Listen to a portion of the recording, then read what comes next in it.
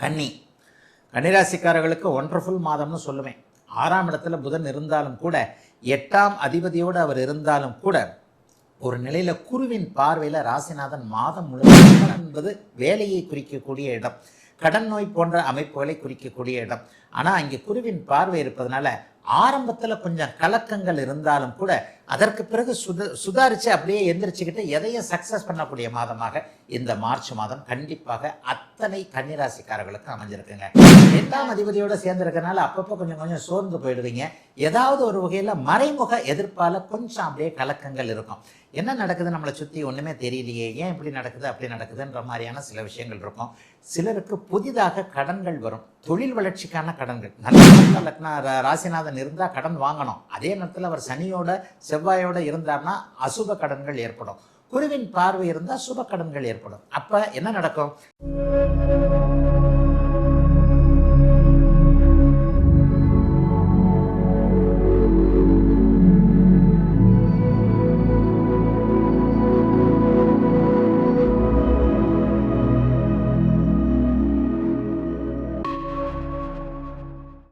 ஆன்மீக பரிகாரம் நேயர்கள் அனைவருக்கும் இனிய நல்வாழ்த்துக்கள். எல்லோரும் நன்றாக இருப்பீர்கள். இதான் மார்ச் மாதம் பிறக்கப் போகிறது. ஐயா, வருடம் பிறந்து 2 மாதங்கள் ஆயிடுச்சு. 2026 எனக்கு கொஞ்சம் ஓரளவுக்கு நன்றாக இருக்கும்னு நினச்சேன். ஏதோ லேசாக அப்படியே ஒரு வெளிச்சம் தெரிகிற மாதிரி தெரிகிறது. ஆனால் முழுசாக இன்னும் எந்த விதமான நல்ல மாற்றங்களும் வரலை. எனக்கு நன்றாக இருக்குமா இல்லையா? ஏதாவது ஒரு நல்ல நிலைமைகள் எப்படியாவது ஒரு ஜோதிடத்தில் நம்பிக்கை இருப்பவர்களுக்கு, ஜோதிடத்தில் ஆர்வம் மட்டும் இல்லாமல் ஜோதிடத்தை புரிந்தவர்களுக்கே ஒரு சில நிலைகளில் சில விஷயங்களில் தயக்கம் இருக்கும். சரி, இந்த மார்ச் மாதம் 12 ராசிக்காரர்களுக்கும் எப்படி இருக்கும்? மார்ச் மாதத்தில் ஏதாவது முக்கிய கிரகங்கள், முக்கிய நிலைமைகள் ஏதாவது இருக்கா அப்படின்னு பார்த்தீங்கன்னா, வருடாந்திர கிரகங்கள்னு சொல்லப்படக்கூடியது 4 கிரகங்கள் தான். சனி, குரு, ராகு, கேது. இந்த வருடாந்திர கிரகங்களான 4ம் நிலையாக அந்த இடத்துல இருக்குது. இந்த வருஷம் இந்த மாதம் கண்டிப்பாக சனி பயிற்சி இல்லை. ஐயா, வாக்கிய பஞ்சாங்கப்படி சனி பயிற்சி மார்ச் மாதம் 7ஆம் தேதி அப்படி இப்படின்னு சொல்கிறாங்களே அப்படின்னு சொன்னீங்கன்னா, வாக்கிய பஞ்சாங்கம் என்பது முழுக்க முழுக்க தவறானது, ஞானிகளுடைய சித்தாந்தத்திற்கு விரோதமானது. ஒரு சாதாரண ஜோதிடர் வாக்கிய பஞ்சாங்கத்தை கொடுத்தார், ஞானிகள் கொடுத்ததுதான் திருக்கணிதம்.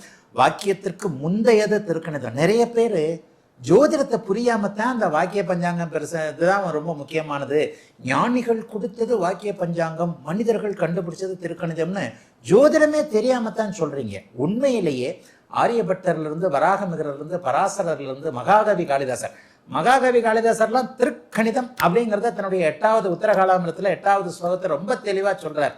2000 வருடங்களுக்கு முன்பு திருக்கணிதம் என்பது தெல்ல தெளிவாக ஞானிகளால் அருளப்பட்டு இடையில் வந்த சாதாரண நம்மை போன்ற ஒரு ஜோதிடரான, நம்மை விட மேம்பட்ட ஜோதிடர்னு வேணா சொல்லிக்கலாம், வரருசி என்கின்ற ஒரு மேதை, அவங்க ஞானிகள் திருக்கணித சித்தாந்தத்தை கொடுத்தது.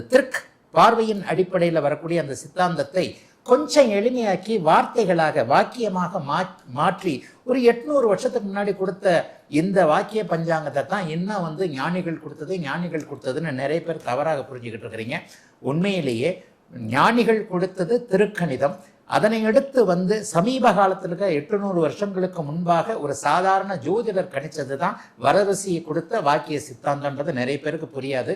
ஆகவே வாக்கிய பஞ்சாங்கப்படி சனிப்பெயர்ச்சி நடக்குதே அப்படின்னு சொல்றவங்களுக்கு சர்வ நிச்சயமாக இல்லை. திருக்கணிதப்படி சென்ற வருடமே சனிப்பெயர்ச்சி நடந்துருச்சு. இந்த மார்ச் மாதம் குரு அதே இடத்தில் இருக்கிறார், சனி அதே இடத்தில் இருக்கிறார், ராகு கேதுக்கள் அதே இடத்தில் இருக்க எப்பவுமே மாத கிரகங்கள் மாறும் இல்லையா? இந்த மார்ச் மாதத்தில் ஏதாவது விசேஷம் இருக்கா? எப்பவும் போல மார்ச் மாதம் கும்பத்திலிருந்து மீனத்திற்கு மாறுகிறார். யாரு? நம்ம சூரியன். தமிழ் மாதம் அவர் ஒரே வீட்டில் இருப்பார், ஆங்கில மாதத்தில் 2 வீட்டில் இருப்பார். அப்போ மார்ச் மாதத்தின் ஆரம்பத்தில் கும்ப வீட்டில் இருக்கக்கூடிய சூரியன் அதனை அடுத்து அப்படியே மீன வீட்டிற்கு மாறுகிறார். ஏதாவது பெரிய விசேஷம் இருக்கா? கும்பத்திலேயே நிலைத்திருக்கிறார்கள் புதனும் செவ்வாயும் ராகுவும். இந்த மாதம் முழுக்க அவங்க அதில் தான் இருக்கிறாங்க. இந்த ஒரு நிலையில் புதன் செவ்வாயோட ராகுவோட சேர்ந்து கெட்டு போறாரே அப்படின்னு பார்த்தா, நல்ல வேளையாக குருவின் பார்வை அவருக்கு இருக்கின்ற அமைப்பு. கும்பத்தில் நிறைய கிரகங்கள், சூரியன், புதன், செவ்வாய், ராகு ஆகிய 4 கிரகங்கள், குறிப்பாக 3 கிரகங்கள் ராகுவின் பிடியில் இருக்கின்ற ஒரு அமைப்பை நிவர்த்தி செய்யக்கூடிய விதமாக குருவின் பார்வையும் உங்களுக்கு நல்ல விதமாக இருக்கு. அதனால புதனோ செவ்வாயோ பலவீனமாக இல்லை என்பதுதான் உண்மை. வேற ஏதாவது மார்ச் மாசத்துல ஸ்பெஷல் இருக்கா? ஒரு 20-25 நாள் சுக்கிரன் உச்சமா இருக்கிறாருங்க. ஆரம்பத்தில் 1ஆம் தேதி 2ஆம் தேதிலாம் கும்பத்தில் தான் இருக்கிறார். அதற்கப்புறம் 3ஆம் தேதி அல்லது 2ஆம் தேதி நினைக்கிறேன், 3ஆம் தேதியே சுக்கிரன் உச்சம் என்கின்ற அதி அற்புத ஒரு நிலைமையை அடைகிறார். ரிஷபராசிக்காரங்களுக்கும் துளாராசிக்காரங்களுக்கும் சுக்கிரன் உச்சம் இந்த மாதம் முழுவதும் ஒரு 20 நாட்கள் இருப்பது என்பது 20-25 நாட்கள் இருக்கிறார் என்பது மிகப்பெரிய ஒரு நல்ல அமைப்பு. மாதத்தின் இறுதியில் தான் அவர் உச்சத்திலிருந்து விலகுகிறார். உச்சத்தில் இருக்கும்போது என்ன பண்றாரு? சனியை சுபத்துவப்படுத்துகிறார். மீனராசிக்காரர்களுக்கு ஜென்மச்சனி அமைப்புகளை ஒரு 10-20 நாள் அப்படியே தம் பண்ணி வைப்பார். ஜென்மச்சனியுடைய ஒரு தடங்கல்கள் இதை அவர் நிறுத்தி வைக்கிறார் என்பதுதான் அர்த்தம். ஆக மாத கிரகங்கள் என்று சொல்லப்படக்கூடிய வழக்கம் போல சூரியன் 2 ராசிகளுக்கு மாற புதனும் செவ்வாயும் கும்ப வீட்டிலேயே ராகுவோடு பிடியில் இருந்தாலும் கூட குருவின் பார்வையில அற்புதமாக பலமிழக்காத ஒரு நிலைமையில சுக்கிரன் உச்சத்தை அடைந்து மாத கடைசியில மாறக்கூடிய அமைப்பு இந்த மார்ச் மாதத்தோட ஒரு ஸ்பெஷலான அமைப்புன்னே சொல்லுவேன். மற்றபடி கிரகங்கள் பெரும்பாலும் குருவின் பார்வையிலும் சுக்கிரனுடைய இணைவிலும் இருக்கிறார்கள். குருவின் பார்வையில ராகு, செவ்வாய், புதன் மாதம் முழுவதும் இருக்க, சனி சூரியன் இருவரும் உச்ச சுக்கிரனுடைய தொடர்பில் இருப்பது கிட்டத்தட்ட பாருங்க 7 பெரிய மிகப்பெரிய கிரகங்கள்ல ஒரு 5-6 கிரகங்கள் சுபத்துவமாக இருக்கின்றன. ஆகவே மார்ச் மாதம் பெரிய கஷ்டங்கள் எதுவும் இருக்காது. ஐயா நான் ரொம்ப ரொம்ப கஷ்டப்படுறேங்க என்னங்க அப்படின்னு சொல்றவங்களுக்கு அந்த ரொம்ப ரொம்ப அப்படிங்கிற வார்த்தையை எடுத்துட்டு வெறும் கஷ்டம் மட்டும்தான் படுறீங்கன்ற அளவுக்கு தான் இருக்கும். ஏன்னா 12 ராசிக்காரங்களுக்கும் நல்ல பலனே சொல்ல முடியாது. ஒரு ராசியில 65-70 கோடி பேர் பிறக்கிறீங்க. இப்ப இந்த 65-70 கோடி பேர் பிறக்கின்ற ஒண்ணுல உதாரணமாக மீன ராசிக்காரர்கள் இப்போது ஜென்மச்சனியினால் கஷ்டப்படுவார்கள் அப்படின்னு சொன்னா எல்லாரும் கஷ்டப்படுவாங்களா? உண்மையிலே கிடையாது. ஏனென்றால் அவரவருடைய தகுதி இருப்பிடத்திற்கு ஏற்றாற் போல ஒருத்தர் ஏழையாக இருப்பார், ஒருத்தர் பணக்காரராக இருப்பார், ஒருத்தர் பெருங்கோடீஸ்வரராக இருப்பார், ஒருத்தர் மிடில் கிளாஸாக இருப்பார், ஒருத்தர் ரொம்ப லோயர் மிடில் கிளாஸாக இருப்பார். இப்படிலாம் இருக்குல்ல அவங்க பிறந்த ஜாதக அமைப்பு. அதற்கேற்றாற் போல ராசி பலன்ல கிரகங்கள் கொஞ்சம் நன்றாக வரும் பொழுது ரொம்ப கஷ்டப்படுறவர் கொஞ்சம் கஷ்டப்படுற நிலைமைக்கு மாறுவார், அல்லது சாதகமான கொஞ்சம் பலன்கள் நடக்கக்கூடிய திருப்தி அமைப்புகளில் தான் இருப்பார்.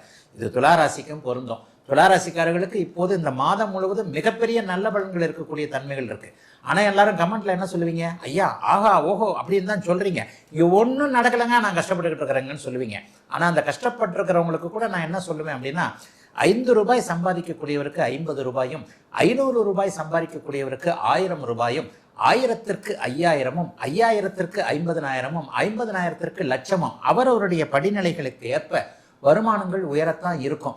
5 ரூபாய் சம்பாதிக்கிறவர் 5 கோடி சம்பாதிக்கிற அளவுக்கு மாறிட மாட்டார். இது உங்களுக்கே நன்றாக தெரியும். இப்பொழுது 12 ராசிக்காரர்களுக்கும் மீனம் முதல் மேஷம் வரையிலான இந்த 12 ராசிக்காரர்களுக்கும் இந்த மார்ச் மாதம் எத்தகைய நல்ல அல்லது சாதகமற்ற பலன்களை செய்யும் அப்படிங்கிறத பார்த்துடலாம். கன்னிராசிக்காரர்களுக்கு ஒண்டர்ஃபுல் மாதம்னு சொல்லுவேன். 6ஆம் இடத்துல புதன் இருந்தாலும் கூட, 8ஆம் அதிபதியோடு அவர் இருந்தாலும் கூட, ஒரு நிலையில குருவின் பார்வையில ராசிநாதன் மாதம் முழுக்க இருக்கிறார்.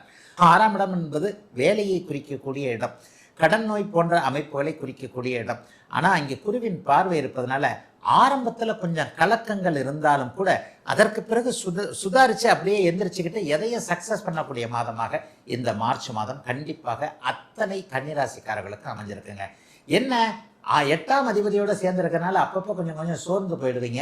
ஏதாவது ஒரு வகையில மறைமுக எதிர்ப்பால கொஞ்சம் அப்படியே கலக்கங்கள் இருக்கும். என்ன நடக்குது நம்மளை சுற்றி ஒன்றுமே தெரியலையே, ஏன் இப்படி நடக்குது அப்படி நடக்குதுன்ற மாதிரியான சில விஷயங்கள் இருக்கும். சிலருக்கு புதிதாக கடன்கள் வரும், தொழில் வளர்ச்சிக்கான கடன்கள், நல்ல கடன் தான். 6ல் ராசிநாதன் இருந்தால் கடன் வாங்கணும். அதே நேரத்தில் அவர் சனியோட செவ்வாயோட இருந்தார்னா அசுப கடன்கள் ஏற்படும். குருவின் பார்வை இருந்தால் சுப கடன்கள் ஏற்படும். அப்போ என்ன நடக்கும்? செவ்வாயும் அங்கே குருவின் பார்வையில் இருக்கிறதுனால பூமி வாங்கிறதுக்கான, வீடு கட்டுறதுக்கான, வீடு வாங்கிறதுக்கான, வாகனம் சார்ந்த விஷயங்கள் அல்லது ஏதாவது ஒரு நல்ல வளர்ச்சிக்கான கடன்கள் அமையக்கூடிய அமைப்பு மார்ச் மாதத்தில் இருக்குது. நானே ரொம்ப நாளாக பேங்க்கில் வந்து மேனேஜர்கிட்ட அப்ரூவலுக்காக அலைஞ்சிக்கிட்டு இருக்கிறேங்க. அதை கொண்டு வா, இதை கொண்டு வா, அதை பாரு, இதை பாருன்னு சொல்கிறாரே தவிர ஒன்றும் நடந்து காட்ட மாட்டேன்றாருன்னு சொல்கிறவங்களுக்கெல்லாம் மார்ச் மாதத்தில் கண்டிப்பாக கடன் அப்ரூவல் உண்டு. பலருக்கு வேலை மாற்றம் இருக்கும். வேலையை விட்டுட்டு தொழில் ஆரம்பிக்கலாம்னு நினைப்பீங்க. ஏதாவது ஒரு வகையில் தேடி வரக்கூடிய விஷயங்களை கண்டிப்பாக செயல்படுத்தக்கூடிய அமைப்புகள் கண்டிப்பாக இருக்கிறது. ஆக மாதத்தின் முதல் பகுதியில் சூரியன் 6ஆம் இடத்துல, சூரியன் புதன் செவ்வாய் ராகு ஆகிய 4 கிரகங்கள் 6ஆம் இடத்திலிருந்து குருவின் பார்வையில் இருக்கக்கூடிய ஒரு நல்ல அமைப்பு 6ஆம் இடத்துடைய நற்சம்பவங்களை நடத்தி காட்டக்கூடிய வளர்ச்சிக்கான கடன், வாகன கடன், வீட்டு கடன் போன்றவைகளை அப்ரூவல் பண்ணுவது, தொழிலுக்கு நல்ல விஷயம், ஒரு உதவியாளர்கள் அமையக்கூடிய அமைப்பு, வேலைக்காரர்கள் அமையக்கூடிய அமைப்பெல்லாம் கண்டிப்பாக காட்டுங்க.